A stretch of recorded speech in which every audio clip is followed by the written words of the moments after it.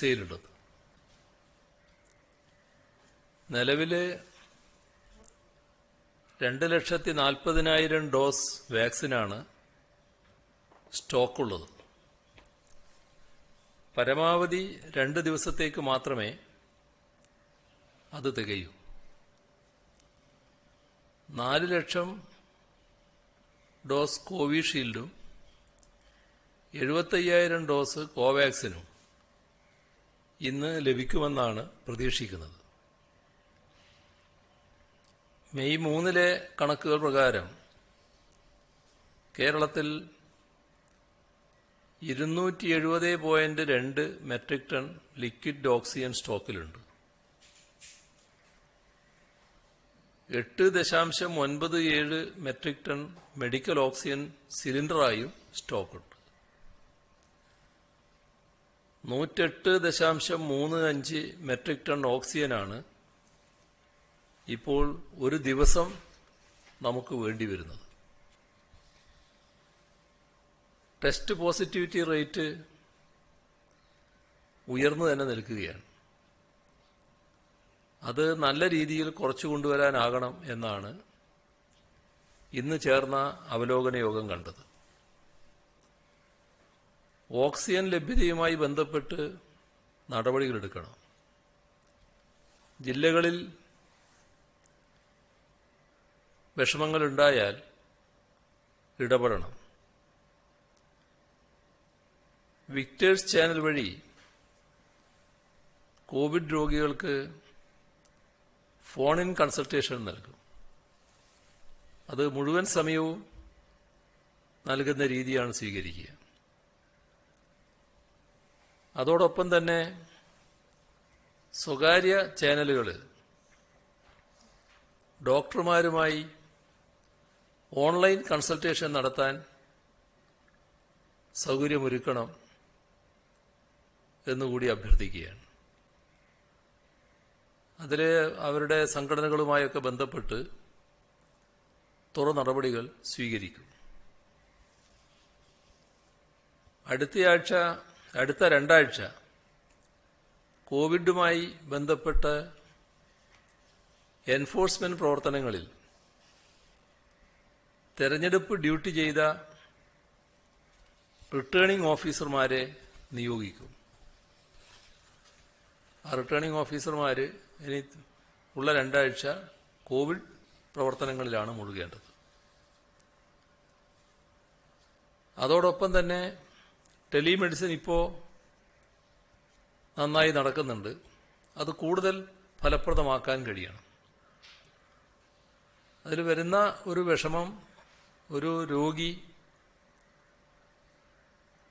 ഒരു തവണ ബന്ധപ്പെട്ട് പിന്നീട് ബന്ധപ്പെടുമ്പോൾ അതേ ഡോക്ടർ ആയിരിക്കണമെന്നില്ല.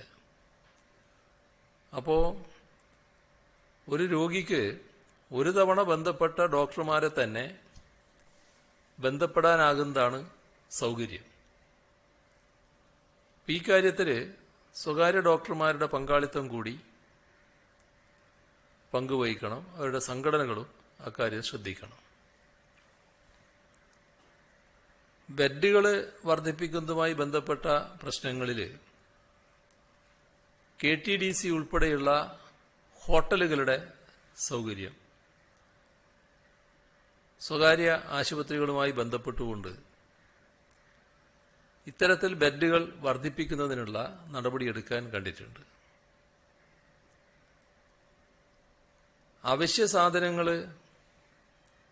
ഓൺലൈനായി വിതരണം ചെയ്യുന്നതാണ് പ്രോത്സാഹിപ്പിക്കേണ്ടത്. Civil supplies corporation, Horticorp, consumer fed ഇവരൊക്കെ ഈ കാര്യത്തിൽ കൂടുതൽ ശ്രദ്ധിക്കേണ്ടതാണ് എന്ന് കണ്ടിട്ടുണ്ട്. സ്വാശ്രയ മെഡിക്കൽ കോളേജുകളിലെ വിദ്യാർത്ഥികൾക്കും അധ്യാപകർക്കും വാക്സിൻ എടുക്കാത്തവർക്ക് ഉടനെ വാക്സിൻ നൽകും. അതോടൊപ്പം തന്നെ മൃഗചികിത്സകർക്ക് വാക്സിൻ നൽകാനും തീരുമാനിച്ചിട്ടുണ്ട്. ഓഫീസുകളിൽ ഹാജർ നില 25% തീരുമാനിച്ചിട്ടുണ്ട്. അതിൽ ആവശ്യം വേണ്ട ഓഫീസുകൾ മാത്രമേ പ്രവർത്തിക്കേണ്ടതുള്ളൂ. അല്ലാത്ത ഓഫീസുകൾ ഈ ഘട്ടത്തിൽ പ്രവർത്തിക്കണമെന്നില്ല. വാക്സിനേഷൻ കേന്ദ്രങ്ങളിൽ തിരക്ക് നിയന്ത്രിക്കാൻ വളണ്ടിയർമാരെ നിയോഗിക്കണം. അതോടൊപ്പം ആവശ്യമായത്ര പോലീസ് സഹായവും ഉറപ്പാക്കണം. ഇന്നത്തെ അവലോകന യോഗം അത്തരമൊരു നിലപാടെടുത്തിട്ടുണ്ട്. തെരഞ്ഞെടുപ്പ് ഫലങ്ങൾ വന്ന ദിവസം പൗരബോധം ഉയർത്തിപ്പിടിച്ചുകൊണ്ട് സംയമനത്തോടെ പെരുമാറിയ കേരള ജനതയെ എത്ര അഭിനന്ദിച്ചാലും മതിവരില്ല. നമ്മൾ കടന്നുപോയിക്കൊണ്ടിരിക്കുന്ന സാഹചര്യത്തിന്റെ ഗൗരവം ഉൾക്കൊണ്ടുകൊണ്ട് ഉത്തരവാദിത്വത്തോടെ പ്രവർത്തിക്കാൻ നമ്മുടെ സമൂഹത്തിനാകെ കഴിഞ്ഞു. തീർച്ചയായും അഭിമാനാർഹമായ കാര്യമാണത്. ടെസ്റ്റ് പോസിറ്റിവിറ്റി റേറ്റിൽ ഉണ്ടാകുന്ന വർധനവ് കാണിക്കുന്നത് കേരളത്തിൽ രോഗം ഉച്ചസ്ഥായിയിലെത്താൻ ഇനിയും സമയമെടുക്കുമെന്നാണ്. രോഗവ്യാപനം ഇനിയും കൂടുമെന്ന് അതിൽ നിന്നും മനസ്സിലാക്കാം. ലാൻസെറ്റ് ഗ്ലോബൽ ഹെൽത്ത് എന്ന ജേർണലിൽ പ്രസിദ്ധീകരിക്കപ്പെട്ട ഒരു പഠനം വ്യക്തമാക്കുന്നത് ഒന്നാമത്തെ തരംഗത്തിൽ നിന്നും വ്യത്യസ്തമായി നഗരങ്ങളിൽ ഒതുങ്ങി നിൽക്കാതെ ഗ്രാമീണ മേഖലകളിലേക്ക് കൂടി ഇന്ത്യയിലെ കോവിഡിന്റെ രണ്ടാം തരംഗം വ്യാപിച്ചു എന്നാണ്. ഇന്ത്യയിൽ ഇത്തവണ മരണങ്ങൾ വർദ്ധിക്കാൻ ഇത് കാരണമായതായി വിലയിരുത്തപ്പെടുന്നു. ഇന്ത്യയിലെ ഗ്രാമീണ മേഖലകളിൽ ആരോഗ്യ സംവിധാനങ്ങളുടെ ദൗർലഭ്യം ഈ സ്ഥിതിവിശേഷത്തെ കൂടുതൽ ഗുരുതരമാക്കിയിരിക്കുന്നു. പഞ്ചാബിലെ 80% കൂടുതൽ ആളുകൾ ലക്ഷണങ്ങൾ വളരെ കൂടിയ ഘട്ടത്തിലാണ് ചികിത്സ തേടി എത്തിയത് എന്നും പഠനം വ്യക്തമാക്കുന്നു. കേരളത്തിലും രണ്ടാമത്തെ തരംഗത്തിൽ ഗ്രാമീണ മേഖലകളിൽ മുൻപുള്ളതിനേക്കാൾ കേസുകൾ കൂടുന്ന പ്രവണത കാണുന്നുണ്ട്. കേരളത്തെ സംബന്ധിച്ചിടത്തോളം നഗര ഗ്രാമ അന്തരം താരതമ്യേന കുറവാണെന്നതും ഗ്രാമീണ മേഖലകളിലും ആരോഗ്യ സംവിധാനങ്ങൾ മറ്റ് സംസ്ഥാനങ്ങളെക്കാൾ മികച്ച രീതിയിൽ ഇവിടെ പ്രവർത്തിക്കുന്നുണ്ട് എന്നതും ആശ്വാസകരമായ കാര്യമാണ്. എങ്കിലും നഗരങ്ങളിലുള്ളതുപോലെ തന്നെ ശക്തമായ നിയന്ത്രണങ്ങൾ ഗ്രാമപ്രദേശങ്ങളിലും അനിവാര്യമാണെന്നാണ് ഈ വസ്തുത വ്യക്തമാക്കുന്നത്. അതുകൊണ്ട് നിയന്ത്രണങ്ങൾ വിട്ടുവീഴ്ചയില്ലാതെ ഗ്രാമപ്രദേശങ്ങളിലും നടപ്പിലാക്കണം. തദ്ദേശഭരണ സ്ഥാപനങ്ങൾ ആ കാര്യം ഉറപ്പുവരുത്തണം. ഹോം ക്വാറന്റൈനിൽ കഴിയുന്നവർ ആരോഗ്യവകുപ്പ് നൽകുന്ന നിർദ്ദേശങ്ങൾ പൂർണ്ണമായി പാലിക്കണം. പൾസ് ഓക്സിമീറ്റർ ഉപയോഗിച്ചുകൊണ്ട് അവരുടെ ഓക്സിജൻ നില ഇടയ്ക്കിടെ മോണിറ്റർ ചെയ്യുകയും എന്തെങ്കിലും പ്രശ്നങ്ങൾ ശ്രദ്ധയിൽപ്പെട്ടാൽ വാർഡ് മെമ്പറുമായോ ആരോഗ്യ പ്രവർത്തകരുമായോ ഹെൽപ്പ് ലൈനുമായോ ബന്ധപ്പെട്ടുകൊണ്ട് തുടർ നടപടികൾ സ്വീകരിക്കണം. ആർക്കെങ്കിലും ചികിത്സ ലഭിക്കാതെ പോകുന്ന സാഹചര്യം ഉണ്ടാകാതെ നോക്കണം. തിരുവനന്തപുരം മെഡിക്കൽ കോളേജ് നടത്തിയൊരു പഠനം കണ്ടെത്തിയത് 50% ആളുകളിലേക്ക് രോഗം പകർന്നത് വീടുകളിൽ വെച്ചാണ് എന്നാണ്. ഗൗരവത്തോടെ പരിഗണിക്കേണ്ട ഒരു പ്രശ്നമാണിത്. എല്ലാവരും അവരവരുടെ കുടുംബത്തിനു ചുറ്റും ഒരു സുരക്ഷാ വലയമൊരുക്കാൻ ആത്മാർത്ഥമായി ശ്രമിക്കണം. വീട്ടിൽ നിന്ന് പുറത്തിറങ്ങുന്നവർ കർശനമായ ജാഗ്രത പുലർത്തണം. വീട്ടിലെ വയോജനങ്ങളും കുട്ടികളും ഇടപഴകുമ്പോൾ നന്നായി ശ്രദ്ധിക്കണം. കഴിയാവുന്നത്ര വീട്ടിൽ നിന്ന് പുറത്തിറങ്ങാതിരിക്കുക എന്നതാണ് ഈ ഘട്ടത്തിലെടുക്കാവുന്ന ഏറ്റവും പ്രധാന മുൻകരുതൽ. വീട്ടിൽ നിന്ന് പുറത്തിറങ്ങുന്നത് പരമാവധി ഒഴിവാക്കിയതിന്റെ ഫലമായി രോഗവ്യാപനത്തിന്റെ തോത് 60% കുറക്കാനായി എന്നാണ് ജപ്പാനിൽ നടന്ന പഠനങ്ങൾ വ്യക്തമാക്കുന്നത്. അതുകൊണ്ട് നമ്മുടെ നാട്ടിലും ആളുകൾ കഴിയുന്നത്ര വീട്ടിൽ തന്നെ ഇരിക്കുന്നതാണ് ഈ സന്ദർഭത്തിൽ അനിവാര്യമായ കാര്യം. സാധനങ്ങൾ വാങ്ങാൻ പോകുന്നവർ ഏറ്റവും അടുത്ത കടയിൽ നിന്നും ഏറ്റവും അത്യാവശ്യമുള്ള സാധനങ്ങൾ മാത്രം ഏറ്റവും കുറഞ്ഞ സമയത്തിനുള്ളിൽ വാങ്ങുക. പോകുന്ന സമയത്ത് ഡബിൾ മാസ്കുകൾ ഉപയോഗിക്കുക, അകലം പാലിക്കുക, സാനിറ്റൈസർ കയ്യിൽ കരുതുക. ഇതൊക്കെ ശ്രദ്ധിക്കേണ്ട കാര്യങ്ങളാണ്. തിരിച്ച് വീട്ടിലെത്തുമ്പോൾ കൈകാലുകളും മുഖവും സോപ്പ് ഉപയോഗിച്ച് വൃത്തിയാക്കണം. കുളിക്കാൻ സാധിക്കുമെങ്കിൽ അതാണ് ഏറ്റവും നല്ലത്. വസ്ത്രങ്ങൾ മാറുകയും വേണം. തുമ്മൽ, ചുമ, ജലദോഷം, ശ്വാസം മുട്ടൽ തുടങ്ങിയ എന്തെങ്കിലും ലക്ഷണങ്ങൾ കണ്ടാൽ ഉടനെ തന്നെ വീട്ടിലാണെങ്കിലും മാസ്ക് ധരിക്കണം. വീട്ടിലെ മറ്റംഗങ്ങളും മാസ്ക് ധരിക്കണം. ഉടനടി ടെസ്റ്റിന് വിധേയമാവുകയും കോവിഡ് രോഗബാധയുണ്ടോ എന്ന് ഉറപ്പുവരുത്തുകയും ചെയ്യണം. മറ്റു വീടുകൾ സന്ദർശിക്കുന്നത് പരമാവധി ഒഴിവാക്കേണ്ട ഘട്ടമാണിത്. അത്യാവശ്യ കാര്യങ്ങൾക്ക് മറ്റു വീടുകളിൽ പോകേണ്ടതുണ്ടെങ്കിൽ മാസ്കുകൾ ധരിച്ചും കൈകൾ സാനിറ്റൈസ് ചെയ്തുമായിരിക്കണം അകത്തേക്ക് കയറേണ്ടത്. വരുന്നയാൾ മാത്രമല്ല, വീട്ടിലുള്ളവരും മാസ്ക് ധരിച്ചുകൊണ്ട് മാത്രമേ സന്ദർശകരുമായി ഇടപഴകാൻ പാടുള്ളൂ. കോവിഡ് വന്നേക്കാമെന്ന് ഭയപ്പെട്ട് വീട്ടിലെ ജനലുകൾ പലരും അടച്ചിടാറുണ്ട്. അത് തെറ്റായ രീതിയാണ്.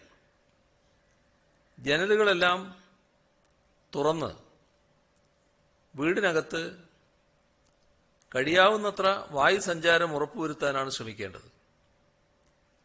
വായുസഞ്ചാരം ഉണ്ടാകുമ്പോൾ രോഗം പകരാനുള്ള സാധ്യത കുറയുകയാണ് ചെയ്യുന്നത്. ആളുകൾ നിരന്തരമായി സ്പർശിക്കുന്ന പ്രതലങ്ങൾ, ഉദാഹരണമായി വാതിലുകളുടെ ഹാൻഡിലുകൾ, സ്വിച്ചുകൾ തുടങ്ങിയവ ഇടക്കിടക്ക് സാനിറ്റൈസ് ചെയ്യുന്നതും നല്ലതാണ്. ഇത്തരത്തിൽ വീട്ടിൽ മാസ്കുകൾ ധരിക്കേണ്ട സാഹചര്യത്തിൽ അവ ധരിച്ചും പുറത്തിറങ്ങുന്നത് പരമാവധി കുറച്ചും, പുറത്തിറങ്ങുന്നവർ ശരീരം ശുചിയാക്കിയും വയോജനങ്ങൾക്ക് പ്രത്യേക ശ്രദ്ധ നൽകിയും ഗൃഹസന്ദർശനങ്ങൾ ഉപേക്ഷിച്ചും വീടിനകത്തെ വായുസഞ്ചാരം ഉറപ്പാക്കിയും വീടിനകത്തെ ശുചിത്വം പാലിച്ചും കോവിഡ് രോഗബാധ ഏൽക്കാത്ത ഇടങ്ങളായി നമ്മുടെ വീടുകളെ മാറ്റാൻ ഓരോരുത്തരും മുൻകൈയെടുക്കണം. ആരോഗ്യ സംവിധാനത്തിന്റെ സർജ് കപ്പാസിറ്റി ഉയർത്താനുള്ള പരമാവധി ശ്രമം സർക്കാരിന്റെ ഭാഗത്തു നിന്നുണ്ടാകുന്നുണ്ട്. എങ്കിലും അതൊന്നും മതിയാകാത്ത ഒരു സാഹചര്യം ഈ രീതിയിൽ രോഗവ്യാപനം വളരുകയാണെങ്കിൽ സംജാതമാകുമെന്നത് നാം മുൻകൂട്ടി കാണേണ്ടതാണ്. ഇപ്പോൾ തന്നെ ആരോഗ്യ പ്രവർത്തകരെല്ലാം പ്രവർത്തിക്കുന്നത് വലിയ സമ്മർദ്ദത്തിന് കീഴ്പ്പെട്ടുകൊണ്ടാണ്. അതിനിയും വർദ്ധിക്കാതെ നോക്കുക എന്നത് അതിപ്രധാനമാണ്. കഴിഞ്ഞ ഘട്ടത്തിൽ രോഗബാധ ഗുരുതരമായ വ്യക്തിയെ പാരിപ്പള്ളി മെഡിക്കൽ കോളേജിൽ 70 ദിവസങ്ങളിലധികം നീണ്ട ചികിത്സയും പരിചരണവും നൽകി രോഗമുക്തമാക്കിയത് എല്ലാവർക്കും ഓർമ്മയുണ്ടാകും. അത്തരത്തിൽ നിരവധി ആളുകളെ മരണത്തിൽ നിന്ന് രക്ഷിക്കാൻ സാധിച്ചിരുന്നു. രോഗവ്യാപനം വല്ലാതെ ഉയരുകയാണെങ്കിൽ ഇത്തരത്തിലുള്ള പരിചരണം നൽകാൻ സാധിക്കാത്ത സ്ഥിതിവിശേഷമുണ്ടാകും. അതുകൊണ്ട് അത്തരമൊരവസ്ഥ ഉണ്ടാകാതെ നോക്കേണ്ട ഉത്തരവാദിത്വം സമൂഹമെന്ന നിലയിൽ നമ്മൾ ഏറ്റെടുത്തേ മതിയാകും. കേന്ദ്ര സർക്കാരിൽ നിന്നും നമുക്ക് ലഭിച്ചത് 73,38,860 ഡോസ് വാക്സിനാണ്. എന്നാൽ നമ്മൾ നല്ല രീതിയിൽ ആ വാക്സിൻ മുഴുവനായിട്ട് ഉപയോഗിക്കുകയാണ് ചെയ്തത്. ഓരോ വാക്സിൻ വയലിനകത്തും 10 ഡോസ് കൂടാതെ വേസ്റ്റേജ് ഫാക്ടർ എന്ന നിലക്ക് 1 ഡോസ് അധികമുണ്ടായിരിക്കും. വളരെ സൂക്ഷ്മതയോടെ ഒരു തുള്ളി പോലും പാഴാക്കാതെ ഉപയോഗിച്ചതിനാൽ ഈ അധിക ഡോസ് കൂടെ നമുക്ക് നൽകാൻ സാധിച്ചു. അതുകൊണ്ടാണ് 73,38,860 ഡോസ് നമുക്ക് ലഭിച്ചപ്പോൾ 74,26,164 ഡോസ് നാം ഉപയോഗിച്ചത്. 3,15,580 ഡോസ് വാക്സിൻ കൂടെ നമ്മുടെ പക്കൽ ഇനിയും ബാക്കിയുണ്ട്. കേന്ദ്ര സർക്കാർ തന്നതിൽ കൂടുതൽ നമ്മൾ ഇതിനോടകം നൽകിക്കഴിഞ്ഞുവെന്നാണ് ഈ കണക്കുകൾ വ്യക്തമാക്കുന്നത്. ഇത്തരത്തിൽ അതീവ ശ്രദ്ധയോടെ വാക്സിൻ വിതരണം ചെയ്യാൻ സാധിച്ചത് ആരോഗ്യ പ്രവർത്തകരുടെ, പ്രത്യേകിച്ച് നഴ്സുമാരുടെ മിടുക്കുകൊണ്ടാണ്. ആരോഗ്യ പ്രവർത്തകരെ ഇക്കാര്യത്തിൽ ഹാർദമായി അഭിനന്ദിക്കുന്നു. അഭിമാനാർഹമായ വിധത്തിലാണ് ഈ പ്രതിസന്ധി ഘട്ടത്തിൽ ആരോഗ്യ പ്രവർത്തകർ പ്രവർത്തിച്ചത്. വാക്സിനുകൾ ലഭിക്കുന്നില്ല എന്നതാണ് നിലവിൽ നേരിടുന്ന പ്രശ്നം. ഒന്നുകിൽ 45 വയസ്സിന് മുകളിലുള്ളവർക്ക് സൗജന്യമായി വാക്സിൻ നൽകാൻ കേന്ദ്ര സർക്കാർ തയ്യാറാകണം. അല്ലെങ്കിൽ സംസ്ഥാനങ്ങൾക്ക് വാങ്ങാൻ സാധിക്കുന്ന തരത്തിൽ രാജ്യത്തെ വാക്സിൻ സപ്ലൈ ഉറപ്പുവരുത്തുകയെങ്കിലും വേണം. ഈ വിഷയത്തിൽ സംസ്ഥാനങ്ങൾക്ക് നീതി ഉറപ്പാക്കണമെന്നും വാക്സിൻ ദൗർലഭ്യം പരിഹരിക്കണമെന്നും ആവശ്യപ്പെട്ട് നിരവധി തവണ കേന്ദ്ര സർക്കാരിനെ ഇതിനോടകം ബന്ധപ്പെട്ട് കഴിഞ്ഞതാണ്. രോഗം ഇത്തരത്തിൽ വ്യാപിക്കുന്ന സമയത്ത് പരമാവധി ആളുകളെ വാക്സിനേറ്റ് ചെയ്യുക എന്നത് അനിവാര്യമാണ്. എല്ലാ വാക്സിനും നൽകേണ്ട ഉത്തരവാദിത്വം കേന്ദ്രത്തിനാണ് എന്നത് ഇപ്പോഴും ആവർത്തിച്ച് തന്നെ വ്യക്തമാക്കുകയാണ്. ആ ഉത്തരവാദിത്വത്തിൽ നിന്ന് ഒഴിഞ്ഞു മാറുന്നത് ഒരു തരത്തിലും ശരിയായിട്ടുള്ള നടപടിയല്ല. 18 വയസ്സ് മുതൽ വാക്സിൻ നൽകുമെന്ന് പ്രഖ്യാപിച്ചത് പ്രാവർത്തികമാക്കാനുള്ള നടപടിയാണ് കേന്ദ്ര ഗവൺമെന്റ് സ്വീകരിക്കേണ്ടത്. മുൻപ് നടന്ന പത്രസമ്മേളനത്തിൽ കാരുണ്യ ആരോഗ്യ സുരക്ഷാ പദ്ധതിയുടെ ഭാഗമാകാൻ കൂടുതൽ സ്വകാര്യ ആശുപത്രികൾ തയ്യാറാകണമെന്ന് അഭ്യർത്ഥിച്ചിരുന്നു. ആ അഭ്യർത്ഥന മാനിച്ചുകൊണ്ട് പുതുതായി 11 സ്വകാര്യ ആശുപത്രികൾ കൂടെ ഈ പദ്ധതിയുടെ ഭാഗമായിരിക്കുകയാണ്. അവരെ ഹാർദമായി അഭിനന്ദിക്കുന്നു. കൂടുതൽ ആശുപത്രികൾ ഈ പാത പിന്തുടരണം. കൂടുതൽ ആളുകൾക്ക് സൗജന്യ ചികിത്സ നൽകാൻ അത് സഹായകമാകും. സംസ്ഥാനത്തെ കോവിഡിനെതിരായ പോരാട്ടം ജനങ്ങൾ ഏറ്റെടുത്തിട്ടുണ്ട്. സർക്കാർ സംവിധാനങ്ങളും ഫലപ്രദമായി ഇടപെടുകയാണ്. തിരുവനന്തപുരം ജില്ലയിൽ ഓക്സിജൻ ലഭ്യത ഉറപ്പാക്കാൻ മെഡിക്കൽ ഓക്സിജൻ സംഭരണം ആരംഭിച്ചിട്ടുണ്ട്. ഓക്സിജൻ സിലിണ്ടറുകൾ സംഭരിച്ച് സൂക്ഷിക്കാൻ വിമൻസ് കോളേജ് ഓഡിറ്റോറിയത്തിൽ ജില്ലാ സിലിണ്ടർ സ്റ്റോക്ക് റൂം സജ്ജമാക്കി. ആരോഗ്യ കേന്ദ്രങ്ങളിലും CFLTC അടക്കമുള്ള ചികിത്സാ കേന്ദ്രങ്ങളിലും ഓക്സിജൻ സുഗമമായി ലഭിക്കുന്നുണ്ടെന്ന് നിരീക്ഷിക്കാൻ ഉദ്യോഗസ്ഥതല കമ്മിറ്റി രൂപീകരിച്ചിട്ടുണ്ട്. സ്വകാര്യ ആശുപത്രികളിൽ 50% കിടക്കകൾ കോവിഡ് രോഗികൾക്കായി മാറ്റിവെക്കണമെന്ന് നേരത്തെ നിർദ്ദേശം നൽകിയിരുന്നു.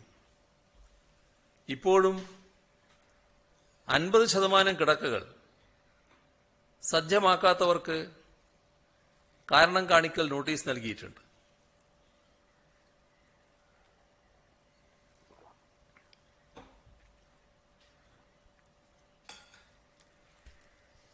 കൊല്ലം ജില്ലയിലെ ഹാർബറുകളുടെയും അനുബന്ധ ലേലഹോളുകളുടെയും പ്രവർത്തനം നിരോധിച്ചു. അതിഥി തൊഴിലാളികൾ കൂട്ടമായി താമസിക്കുന്ന ഇടങ്ങൾ കേന്ദ്രീകരിച്ച് കോവിഡ് പരിശോധന വിപുലമാക്കി. ആലപ്പുഴ ജില്ലയിൽ ഓക്സിജൻ വാർ റൂമിന്റെ നേതൃത്വത്തിൽ ശേഖരിച്ച ഓക്സിജൻ സിലിണ്ടറുകൾ നിറക്കുന്നതിനായി മാവേലിക്കരയിലെ ട്രാവൻകൂർ വർക്ക്സ് ഓക്സിജൻ പ്ലാന്റിലേക്ക് മാറ്റി. ഇവ നിറച്ച് DMOയുടെ കീഴിലുള്ള ഓക്സിജൻ സ്റ്റോർ റൂമിൽ സൂക്ഷിക്കും. ആവശ്യാനുസരണം ആശുപത്രികൾക്കും മറ്റ് ചികിത്സാ കേന്ദ്രങ്ങൾക്കും വിതരണം ചെയ്യും. വളർത്തുമൃഗങ്ങളുടെ സംരക്ഷണത്തിനായി കഞ്ഞിക്കുഴി ഗ്രാമപഞ്ചായത്തിന്റെ നേതൃത്വത്തിൽ ആനിമൽ ഡേ കെയർ സെന്റർ തുടങ്ങി. കോട്ടയം ജില്ലയിൽ സ്വകാര്യ ആശുപത്രികളിലെ ചികിത്സാ സൗകര്യങ്ങളുടെ ലഭ്യത മുൻകൂട്ടി അറിയുന്നതിന് പ്രത്യേക കൺട്രോൾ സെൽ തുറന്നു. കോഴിക്കോട് ജില്ലയിൽ കഴിഞ്ഞ ദിവസം 32.9% ടെസ്റ്റ് പോസിറ്റിവിറ്റി നിരക്ക്. സമ്പർക്കത്തിലൂടെ വീടുകളിൽ തന്നെ കൂടുതൽ ആളുകൾക്ക് രോഗം പകരുന്ന സാഹചര്യമാണുള്ളത്. അതുകൊണ്ട് തന്നെ കാര്യമായ രോഗലക്ഷണമില്ലാത്തവരെ ഡൊമിസിലറി കെയർ സെന്ററുകളിലേക്ക് മാറ്റും. കണ്ണൂർ ജില്ലയിൽ ചികിത്സാ സൗകര്യം ശക്തിപ്പെടുത്തുന്നതിന്റെ ഭാഗമായി സർക്കാർ ആശുപത്രികൾക്ക് പുറമെ എല്ലാ സ്വകാര്യ സഹകരണ ESI ആശുപത്രികളിലെയും പകുതി കിടക്കകൾ കോവിഡ് ചികിത്സക്ക് മാത്രമായി മാറ്റിവെക്കാൻ ഉത്തരവിട്ടിട്ടുണ്ട്. ഗുരുതര രോഗലക്ഷണങ്ങൾ പ്രകടിപ്പിക്കുന്ന കാറ്റഗറി BC വിഭാഗങ്ങളിൽപ്പെട്ട കോവിഡ് രോഗികളെയാണ് ഇവിടെ പ്രവേശിപ്പിക്കുക. ചികിത്സക്ക് ആവശ്യമായ കിടക്കകൾ, D ടൈപ്പ് ഓക്സിജൻ സിലിണ്ടറുകൾ, ജീവൻ രക്ഷാ മരുന്നുകൾ തുടങ്ങിയവ ഉറപ്പുവരുത്തുന്നതിനായി സ്വകാര്യ ആശുപത്രികൾ ഉൾപ്പെടെ ജില്ലയിലെ എല്ലാ പ്രധാന ആശുപത്രികളിലും ഓരോ ഇൻസിഡന്റ് കമാൻഡറെ നിയമിച്ചിട്ടുണ്ട്. ഓരോ ആശുപത്രിയിലും ഓക്സിജൻ ഹെൽപ്പ് ഡെസ്ക് സ്ഥാപിക്കാനും നിർദ്ദേശമുണ്ട്. വൻകിട നിർമ്മാണ പ്രവർത്തനങ്ങൾ നടക്കുന്ന സ്ഥലങ്ങളിൽ ജോലിക്കാർക്ക് സമീപ പ്രദേശത്ത് തന്നെ താമസ സൗകര്യം ഒരുക്കേണ്ട ചുമതല ഉടമസ്ഥർക്കുണ്ട്. ഇത്തരം സ്ഥലങ്ങളിൽ ജോലി ചെയ്യുന്നവരുടെ യാത്ര ഒഴിവാക്കാനാണ് ഇത്. താമസ സൗകര്യം ഒരുക്കാൻ കഴിയില്ലെങ്കിൽ ജോലിക്കാർക്ക് യാത്ര ചെയ്യാനായി വാഹന സൗകര്യം ഏർപ്പെടുത്തണം. കൂലിപ്പണിക്കാർ, വീട്ടുജോലിക്കാർ മുതലായവരുടെ യാത്ര ചില സ്ഥലങ്ങളിൽ പോലീസ് തടസ്സപ്പെടുത്തുന്നതായി ശ്രദ്ധയിൽപ്പെട്ടിട്ടുണ്ട്. ഇത്തരം ജോലിക്കാരുടെ യാത്രാ ബുദ്ധിമുട്ട് പരിഹരിക്കുന്നതിന് പോലീസിന് നിർദ്ദേശം നൽകി. ഈ ഘട്ടത്തിൽ വ്യായാമമുറകൾ, നടത്തം, ഓട്ടം, വിവിധതരം കായിക വിനോദങ്ങൾ ഇങ്ങനെയെല്ലാമുള്ള വ്യായാമമുറകൾക്കായി പൊതുസ്ഥലങ്ങൾ ഉപയോഗിക്കുന്നത് കർശനമായി ഒഴിവാക്കണം. ഇത്തരം വ്യായാമമുറകൾക്ക് വീടും വീട്ടുപരിസരവും ഉപയോഗിക്കുകയാണ് വേണ്ടത്. പൊതുസ്ഥലങ്ങളിൽ പോകുന്നവർ 2 മാസ്ക് ധരിക്കണമെന്ന് നേരത്തെ തന്നെ നിർദ്ദേശിച്ചിട്ടുണ്ട്. എന്നാൽ പലരും ഈ നിർദ്ദേശം പാലിക്കുന്നതായി കാണുന്നില്ല. സ്വന്തം ആരോഗ്യം സംരക്ഷിക്കുന്നതിനും മറ്റുള്ളവരിലേക്ക് രോഗം പടരുന്നത് തടയുന്നതിനുമാണ് ഇത്തരം നിർദ്ദേശങ്ങൾ നൽകുന്നത്. അത് കൃത്യമായി പാലിക്കണമെന്നാണ് പൊതുജനങ്ങളോട് അഭ്യർത്ഥിക്കാനുള്ളത്. 2 മാസ്ക് ഉപയോഗിക്കുന്നവർ ആദ്യം സർജിക്കൽ മാസ്ക്, പുറമെ തുണി മാസ്കുമാണ് ധരിക്കേണ്ടത്. അല്ലെങ്കിൽ N95 മാസ്ക് ഉപയോഗിക്കണം. മാർക്കറ്റിലും മറ്റ് കച്ചവട സ്ഥാപനങ്ങളിലും എത്തുന്നവരും ജീവനക്കാരും പരസ്പരം കുറഞ്ഞത് 2 മീറ്റർ അകലം പാലിക്കണം. ഓക്സിജൻ, മരുന്നുകൾ മുതലായവ അവശ്യവസ്തുക്കളാണ്. ഇത്തരം അവശ്യവസ്തുക്കൾ കൊണ്ടുപോകുന്ന വാഹനങ്ങൾക്ക് റോഡിൽ ഒരു തടസ്സവും ഉണ്ടാകാൻ പാടില്ലെന്ന് പോലീസ് നിർദ്ദേശം നൽകിയിട്ടുണ്ട്. ഇത്തരം വാഹനങ്ങൾക്ക് ആവശ്യമെങ്കിൽ പോലീസ് എസ്കോർട്ടും നൽകും. ഇവിടെ നീക്കം സുഗമമാക്കാൻ ജില്ലാതലത്തിൽ ഒരു നോഡൽ ഓഫീസറെ ചുമതലപ്പെടുത്തും. സംസ്ഥാന തലത്തിൽ ഇക്കാര്യം നിരീക്ഷിക്കാനുള്ള ഉത്തരവാദിത്വം ക്രമസമാധാന വിഭാഗം ADGPക്കായിരിക്കും. വാർഡ് തല സമിതികൾ, റാപ്പിഡ് റെസ്പോൺസ് ടീം എന്നിവയുടെ പ്രവർത്തനം കൂടുതൽ ശക്തിപ്പെടുത്തും. അടുത്ത 24 മണിക്കൂറിനുള്ളിൽ ഇവയുടെ പ്രവർത്തനം പൂർണ്ണതോതിൽ എത്തിക്കാൻ ശ്രമിക്കും. ക്വാറന്റൈൻ ലംഘനം കണ്ടെത്തുന്നതിനും ബോധവൽക്കരണം നടത്തുന്നതിനുമായി വാർഡുകൾ തോറും നിയോഗിച്ച വനിതാ പോലീസ് ഉദ്യോഗസ്ഥരുടെ പ്രവർത്തനം വിജയകരമാണ്. വനിതാ പോലീസ് സ്റ്റേഷൻ, വനിതാ സെൽ, വനിതാ സ്വയം പ്രതിരോധ സംഘം ഇവയിലെല്ലാമുള്ള ഉദ്യോഗസ്ഥരെയാണ് ഇതിനായി ചുമതലപ്പെടുത്തിയിട്ടുള്ളത്. വനിതാ മോട്ടോർ സൈക്കിൾ പെട്രോൾ സംഘത്തിന്റെ പ്രവർത്തനവും വിവിധ ജില്ലകളിൽ നടക്കുന്നുണ്ട്. കഴിഞ്ഞ 24 മണിക്കൂറിനുള്ളിൽ സംസ്ഥാനത്ത് മാസ്ക് ധരിക്കാത്ത 17,730 പേർക്കെതിരെയാണ് കേസ് രജിസ്റ്റർ ചെയ്തത്. സാമൂഹ്യ അകലം പാലിക്കാതിരിക്കുന്നതിന് 9,551 പേർക്കെതിരായും നിയമ നടപടി സ്വീകരിച്ചിട്ടുണ്ട്. പിഴയായി ഇക്കഴിഞ്ഞ ദിവസം ഈടാക്കിയത് 56,34,500 രൂപയാണ്. ദുരിതാശ്വാസ നിധിയിലേക്കുള്ള സഹായം പ്രവഹിക്കുകയാണ്. കേരള സംസ്ഥാന സഹകരണ യൂണിയൻ 14,63,818 രൂപ. കേരള സംസ്ഥാന ex serviceman development and rehabilitation corporation 10 lakh രൂപ. വെളിനല്ലൂർ സർവീസ് സഹകരണ ബാങ്ക് 7 ലക്ഷം രൂപ. നാട്ടിക സർവീസ് സഹകരണ ബാങ്ക് ജീവനക്കാരുടെ ഒരു ദിവസത്തെ ശമ്പളം ഉൾപ്പെടെ ആകെ 7,17,699 രൂപ. KSEB പെൻഷനേഴ്സ് അസോസിയേഷൻ കേന്ദ്ര കമ്മിറ്റി 2 ലക്ഷം രൂപ. മുൻ MLA TK ഹംസ 1 ലക്ഷം രൂപ. Kerala advocate general department staff സഹകരണ സംഘം 10 ലക്ഷം രൂപ. കുവൈറ്റിലെ Bubiyan industry for gas company MD CB Paul 2 lakh രൂപ. മന്ത്രി K രാജു 62,000 രൂപ.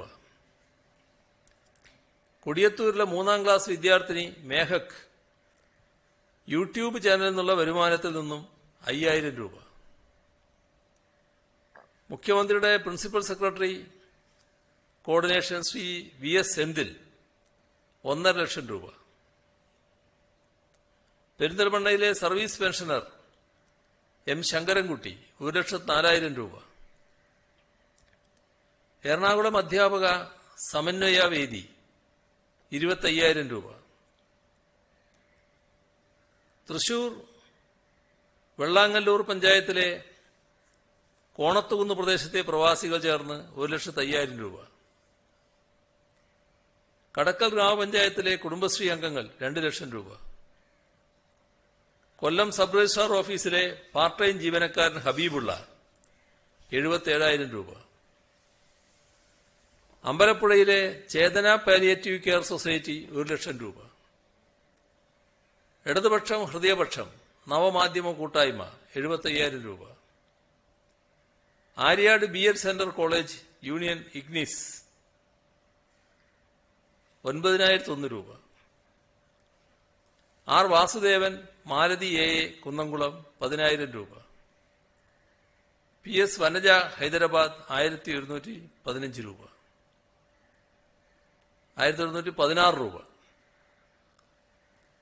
എലിസബത്ത് ജോസ് പേട്ട തിരുവനന്തപുരം 25,000 രൂപ. കഴിഞ്ഞ വർഷത്തെ ഉജ്ജ്വല ബാല്യം അവാർഡ് ജേതാവ് ആർച്ച AJ 5,000 രൂപ. മാത്യു നോർബർട്ട് ഫെർണാണ്ടസ് കൊല്ലം 25,000 രൂപ. CPIM കറ്റാനൻ ലോക്കൽ സെക്രട്ടറി ആയിരിക്കെ അന്തരിച്ച P ജോണിന്റെ ഭാര്യ അന്നമ്മ 5,000 രൂപ. SYA പഴമല്ലൂർ യൂണിറ്റ് 20,000 രൂപ. ഇത്രയും വിവരങ്ങളാണ് ഇന്ന് പങ്കുവെക്കാനുള്ളത്.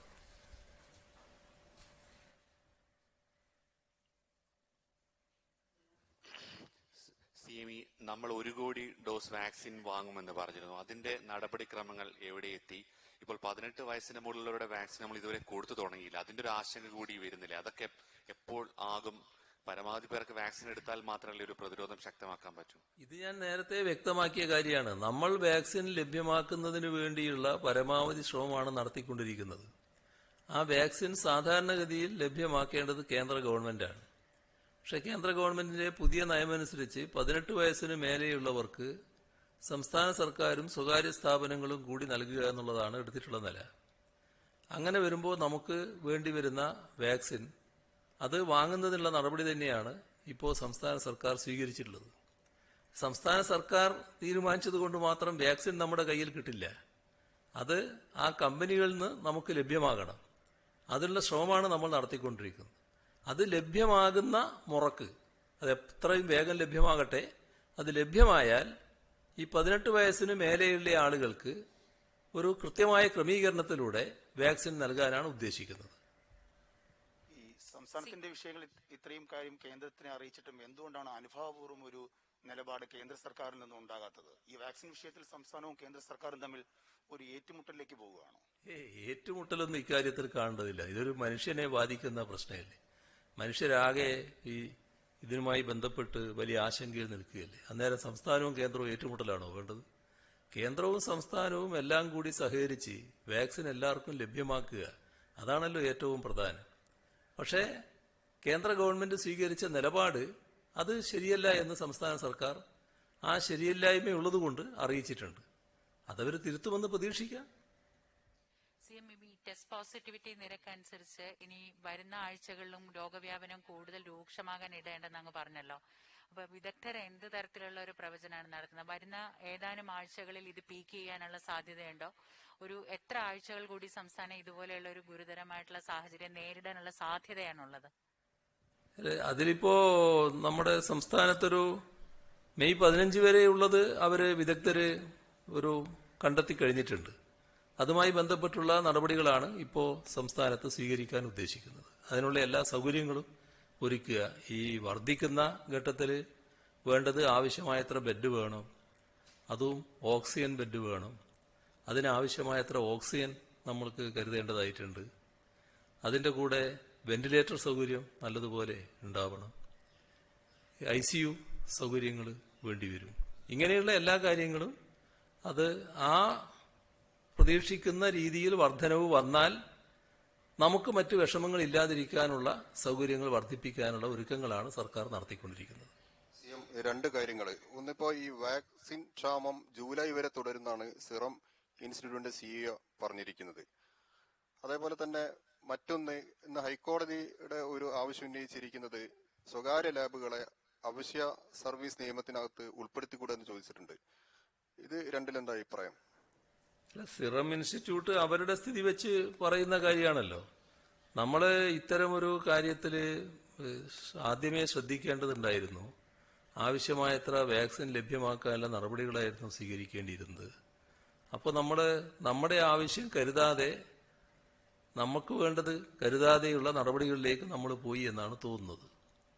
ഏതായാലും ഇനി വേഗം തന്നെ ഏതെല്ലാം കേന്ദ്രങ്ങളിൽ നിന്ന് വാക്സിൻ ലഭ്യമാക്കാനാവുമോ അതിനുള്ള നടപടിയാണ് കേന്ദ്ര ഗവൺമെന്റ് സ്വീകരിച്ചു പോകേണ്ടത്. സ്വകാര്യ ലാബ് ഞാൻ കഴിഞ്ഞ ദിവസം പറഞ്ഞിരുന്നു. ആ സ്വകാര്യ ലാബ് എന്നത് ഒരു സ്വകാര്യ വ്യക്തിയുടെയോ സ്ഥാപനത്തിൻ്റെതോ ആയാലും ആ ലാബ് ഇന്നത്തെ സാഹചര്യത്തിൽ പൊതുസമൂഹത്തിന് ഒഴിച്ചുകൂടാത്തതാണ്. അതുകൊണ്ട് തന്നെ അത് പ്രവർത്തിക്കുന്നത് പൊതുസമൂഹത്തിന് വേണ്ടിയാണ്. അങ്ങനെയുള്ള ഒരു ലാബ് ഏതെങ്കിലും കാരണവശാൽ പ്രവർത്തിക്കാതെയൊക്കെ വരുമ്പോഴാണ് മറ്റ് നടപടികളിലേക്ക് സർക്കാർ കടക്കേണ്ടത്. അത്തരമൊരു നിലപാട്, ഒരു നിഷേധ നിലപാട് ഏതെങ്കിലും സ്വകാര്യ ലാബുകാരുടെ ഭാഗത്തുനിന്നുണ്ടായാൽ, ഇപ്പോൾ മിക്കവാറും എല്ലാവരും പൊതു ആവശ്യങ്ങൾക്ക് അനുസൃതമായാണ് പ്രവർത്തിച്ചുകൊണ്ടിരിക്കുന്നത്. അത് നല്ല സഹകരണമാണ്. എന്നാൽ ഏതെങ്കിലും ഒരു കൂട്ടർ തെറ്റായ രീതിയിൽ കാര്യങ്ങൾ കാണുകയും സഹകരിക്കാതിരിക്കുകയും ചെയ്താൽ അത് പ്രവർത്തിപ്പിക്കുന്ന നടപടിയെടുക്കുമെന്ന് നേരത്തെ തന്നെ സർക്കാരിന് വേണ്ടി ഞാൻ വ്യക്തമാക്കിയതായിരുന്നു. അതുതന്നെയാണ് ഏറെക്കുറെ ഇന്ന് ബഹുമാനപ്പെട്ട ഹൈക്കോടതിയും ചൂണ്ടിക്കാണിച്ചിട്ടുള്ളത് എന്നാണ് ഞാൻ മനസ്സിലാക്കുന്നത്. CM മെയ് 15 വരെ രോഗ തീവ്രത ഉണ്ടാകും എന്ന് CM പറഞ്ഞു. നമ്മൾ 9-ാം തീയതി വരെയുള്ള നിയന്ത്രണങ്ങളാണ് ഇപ്പോൾ ഏർപ്പെടുത്തിയിരിക്കുന്നത്. ഈ സാഹചര്യത്തിൽ ആ നിയന്ത്രണം കുറച്ചുകൂടി നീട്ടേണ്ടി വരും. ഈ ഞായറാഴ്ച വരെ രോഗ തീവ്രത ഇങ്ങനെ നിൽക്കുകയാണെങ്കിൽ ഒരാഴ്ചയെങ്കിലും സമ്പൂർണ്ണ അടച്ചിടൽ എന്ന ആലോചനയിലേക്ക് പോകുന്നുണ്ടോ? അല്ല, ഇതൊക്കെ ഒരു പ്രതീക്ഷയല്ലേ, ഒരു കണക്കുകൂട്ടലല്ലേ. ആ കണക്കുകൂട്ടലിന്റെ വസ്തുതകൾ എങ്ങനെയാണെന്ന് നോക്കാം. ഇന്നിപ്പോ ചൊവ്വാഴ്ച, നാളെ ബുധനും വ്യാഴവും വെള്ളിയും ശനിയും ഞായറും ഒക്കെ കഴിഞ്ഞിട്ടാണല്ലോ നിങ്ങൾ പറയുന്ന കാര്യം. അപ്പൊ ഈ ദിവസങ്ങളിൽ എന്താണ് സംഭവിക്കുന്നതെന്ന് നോക്കിയിട്ട് നമുക്ക് ആവശ്യമായ നടപടികളിലേക്ക് കടക്കാം. അതിലൊരു സംശയമില്ല. ഇതിനെ നിയന്ത്രിക്കാൻ ആവശ്യമായ നടപടികൾക്ക് തന്നെയാണ് പ്രാമുഖ്യം കൊടുക്കുക. ഈ ശനി ഞായർ ദിവസങ്ങളിൽ നിയന്ത്രണം ഉണ്ടായിരുന്നു. അതിന്റെ തുടർച്ച, അതിൽ കുറച്ചും കൂടി കടുത്ത നിയന്ത്രണങ്ങളാണ് ഇന്നു മുതൽ പറഞ്ഞത്. പക്ഷേ നിരത്തുകളിലൊന്നും ആ ഒരു നിയന്ത്രണം കാണുന്നില്ല. ആളുകൾ സാധാരണ പോലെ തന്നെ പുറത്തേക്ക് ഇറങ്ങുന്നുണ്ട്. സഹകരണം കുറഞ്ഞു വരികയാണോ, അല്ല ആദ്യ ദിവസമായതുണ്ടാവും? എന്താ CM അങ്ങനെ വിലയിരുത്തൽ? അല്ല, ഇതില് നമ്മുടെ ഓഫീസുകളിൽ 25% ആളുകൾ പോകുന്നു എന്ന് പറഞ്ഞല്ലോ. അപ്പൊ അത് തന്നെ കുറച്ചധികം ആളുകളുണ്ടല്ലോ. അങ്ങനെയുള്ള അത്യാവശ്യം ആളുകളായിരിക്കും ഇറങ്ങുന്നുണ്ടാവുക. എന്നാൽ എല്ലാവരും ശ്രദ്ധിക്കേണ്ടതുണ്ട് ഇറങ്ങാതിരിക്കുന്നതിന്. അത് പാലിച്ചു പോകണം. പക്ഷെ അവശ്യ സർവീസുകൾ നമുക്ക് പ്രവർത്തിക്കാതെയും പറ്റില്ല. അവരെ മുഴുവൻ എവിടെയെങ്കിലും താമസിപ്പിക്കാൻ ഇപ്പോൾ വിചാരിച്ചാൽ പ്രായോഗികമാവില്ല. അപ്പോൾ അവശ്യ സർവീസുകൾ പ്രവർത്തിക്കണം. ആ ജീവനക്കാർ വരേണ്ടതായിട്ടുണ്ട്. മറ്റ് ആൾക്കാർ വലിയ തോതിൽ നിയന്ത്രണത്തിന് വിധേയമാവണമെന്ന് തന്നെയാണ് കണ്ടിട്ടുള്ളത്. ഒരു വല്ലാത്ത അവസ്ഥയിലേക്ക് പോവുകയാണെങ്കിൽ കൂടുതൽ കടുത്ത നടപടികളിലേക്ക് നമ്മൾ കടക്കേണ്ടതായിട്ട് വരും. CM ബാങ്കുകളുടെ കാര്യത്തിൽ ഈ 25% ജീവനക്കാർ എന്നത് ബാങ്കുകളിൽ ആ രീതിയിലാണോ? അത് ബാങ്ക് സംഘടനയിലുള്ള ആൾക്കാർ ഇങ്ങനെ ചോദിക്കുന്നുണ്ട്. പല ബാങ്കുകളും കൂടുതൽ ആൾക്കാരെ വെച്ച് പ്രവർത്തിപ്പിക്കുന്നുണ്ട്. അതിന്റെ ഒരു വ്യക്തതയ്ക്ക് വേണ്ടിയാണ്. അല്ല, അതില് ഇന്നത്തെ ഘട്ടത്തിൽ കൂടുതൽ ആളുകൾ ഉണ്ടാകാതിരിക്കുക എന്നുള്ളതാണ് ഏറ്റവും പ്രധാനം. ഇപ്പോ ഇടപാടുകാർക്ക് വലിയ തോതിൽ ഇപ്പോൾ ബാങ്കിൽ എത്താൻ കഴിയാത്ത അവസ്ഥയുമുണ്ട്. എന്നാൽ ചിലരെത്തുന്നുണ്ടാകും. അപ്പോൾ അത്യാവശ്യം വേണ്ട ആളുകളെ വെച്ചുകൊണ്ട് ബാങ്കുകളും പ്രവർത്തിപ്പിക്കുന്നതാണ് നന്നാവുക. CM ഇരട്ട മാസ്ക് ധരിക്കുന്നതിന്റെ ഒരു പ്രാധാന്യത്തെ കുറിച്ച് അങ്ങ് ഇന്നും പറഞ്ഞു.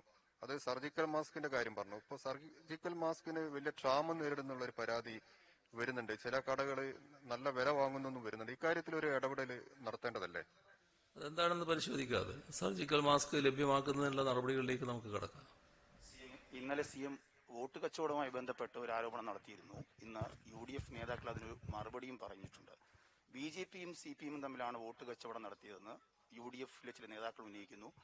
അങ്ങനെ വോട്ട് കച്ചവടം നടത്തിയിട്ടില്ല എന്ന് BJPയുടെ നേതാവും ഇന്ന് പ്രതികരിക്കുകയുണ്ടായി. ഇത് BJP അക്കൗണ്ട് പൂട്ടിച്ചതും BJP മുന്നേറ്റം തടഞ്ഞതും UDF എന്ന അവകാശവാദമാണ് UDF നേതാക്കൾ ഉന്നയിക്കുന്നത്. അതൊക്കെ നാട്ടിലെല്ലാവർക്കും ഇന്ന് ബോധ്യമായിട്ടുള്ള കാര്യമാണ്. അതുമായി ബന്ധപ്പെട്ട് അവർ ഓരോരുത്തരുടെയും കാര്യത്തിൽ പരിശോധന അവർ തന്നെ നടത്തിക്കൊണ്ടിരിക്കുന്നുണ്ട്. ഓരോ പാർട്ടിക്കകത്തും അതിൻ്റെതായ ബഹളങ്ങളും നടക്കുന്നുണ്ട്. അതിലേക്ക് ഇപ്പം നമ്മൾ കൂടുതലായിട്ട് പോകേണ്ടതില്ല എന്നാണ് എനിക്ക് തോന്നുന്നത്. CM പ്രൈവറ്റ് ഹോസ്പിറ്റൽ, ഈ സ്വകാര്യ ആശുപത്രികളിൽ കൂടുതലായും കോവിഡ് ബാധിച്ച് ന്യൂമോണിയ ബാധിക്കുന്നവരുടെ എണ്ണം കൂടുതലുണ്ട്. അപ്പൊ അത്തരത്തിൽ ചികിത്സയിലുള്ളവർക്ക് പല രീതിയിലുള്ള നിരക്കുകൾ സ്വകാര്യ ആശുപത്രികൾ ഈടാക്കുന്നു എന്നുള്ളൊരു പരാതിയുണ്ട്. നിരക്കുകളുടെ കാര്യത്തിൽ അമിതമായ നിരക്ക് പാടില്ല എന്ന നിലപാട് നമ്മൾ നേരത്തെ എടുത്തിട്ടുണ്ട്. ആ നിരക്കുകളെ സംബന്ധിച്ച് അതിന്റെ ഒരു ഏകീകരണ രീതിയും വന്നുകൊണ്ടിരിക്കുന്നുണ്ട്. അതിൽ നമ്മുടെ പൊതുവായി സർക്കാരുമായി ബന്ധപ്പെട്ടുകൊണ്ട് പ്രവർത്തിക്കുന്ന ആശുപത്രികളുടെ എണ്ണവും കൂടി വരികയാണ്. അപ്പൊ അത് നമുക്ക് ഫലപ്രദമായി നിയന്ത്രിക്കാൻ കഴിയുമെന്ന് തന്നെയാണ് പ്രതീക്ഷിക്കുന്നത്. CM ഹൈദരാബാദ് സൂവിലെ മൃഗങ്ങൾക്ക് കോവിഡ് വൈറസ് കണ്ടെത്തിയതിനെ തുടർന്ന് ministry of environment and forest ഒരു അലേർട്ട് പ്രഖ്യാപിച്ചിട്ടുള്ളതായിട്ടാണ് അറിയാൻ കഴിയുന്നത്. വനമേഖലകളിലേക്ക് ആളുകൾ പോകുന്നത് തടയണം. അതുപോലെ തന്നെ സൂകളിലും മറ്റും മൃഗചികിത്സാ കേന്ദ്രങ്ങളിലും മറ്റും വലിയ നിയന്ത്രണങ്ങൾ വേണമെന്നുള്ളത് സംസ്ഥാന സർക്കാരിന്റെ ശ്രദ്ധയിൽ വന്നിട്ടുണ്ടോ? അതിലെന്തെങ്കിലും നടപടികൾ സ്വീകരിക്കുമോ? അതാണ് നേരത്തെ ഞാൻ പറഞ്ഞല്ലോ, ഈ മൃഗ ചികിത്സകർക്ക് കൂടി ആവശ്യമായ വാക്സിനേഷൻ നൽകുന്നതിന്റെ പ്രാധാന്യം. അപ്പോൾ വാക്സിനേഷൻ മൃഗചികിത്സകർക്ക് കൂടി നൽകുക എന്നത് ഉദ്ദേശിക്കുന്നത് ഇത്തരത്തിലുള്ള രോഗവ്യാപന സാധ്യതയുണ്ട് എന്ന് കൂടി കണ്ടുകൊണ്ടാണ്. അപ്പോൾ അത് സർക്കാരിന്റെ ശ്രദ്ധയിലുണ്ട്. ആവശ്യമായ നടപടികൾ സ്വീകരിക്കും. ഈ തോൽവിക്ക് ഒരു കാര്യമാണ്, ഈ തോൽവിക്ക് ശേഷം പ്രതിപക്ഷ നിരയിൽ വലിയ പ്രശ്നങ്ങൾ നടക്കുകയാണ്. കോൺഗ്രസിൽ വലിയ നേതാക്കൾക്കിടയിൽ വലിയ വിമർശനങ്ങൾ ഉയർന്നു വരുന്നുണ്ട്. ഈ തെരഞ്ഞെടുപ്പിന് മുമ്പ് CMനോട് ഒരു ദിവസം ചോദിച്ചപ്പോൾ കുഞ്ഞാലിക്കുട്ടിയെ പോലൊരു നേതാവ് പ്രതിപക്ഷ നിരയിൽ നല്ലതാണ് എന്ന് പറഞ്ഞിരുന്നു. ഈ പ്രതിപക്ഷ നേതാവും പ്രതിപക്ഷത്തിലേക്കും വരുമ്പോൾ ഇപ്പോഴുള്ള പ്രതിപക്ഷം പോലൊരു പ്രതിപക്ഷം മതി എന്ന് കാണുന്നുണ്ടോ CM? അല്ല, പ്രതിപക്ഷം ഇതേവരെ സ്വീകരിച്ച നിലപാടിൽ അവർ ആരോഗ്യകരമായ ഒരു മാറ്റം വരുത്തുന്നത് തന്നെയാണ് നന്നാവുക. നാടിൻ്റെ പ്രശ്നങ്ങൾക്ക് മുൻതൂക്കം കൊടുത്തുകൊണ്ടുള്ള ഒരു സമീപനം പ്രതിപക്ഷം സ്വീകരിക്കുന്നതാണ് നല്ലത്. നാടിൻ്റെ അഭിവൃദ്ധി, ജനങ്ങളുടെ ക്ഷേമം, നാടിൻ്റെ പൊതുവായ വികസനം, ഇത്തരം കാര്യങ്ങളിലൊക്കെ ഊന്നി നിൽക്കുന്നതാണ് നന്നാവുക. മറ്റു കാര്യങ്ങൾ നമുക്ക് പിന്നീട് എടുക്കാം.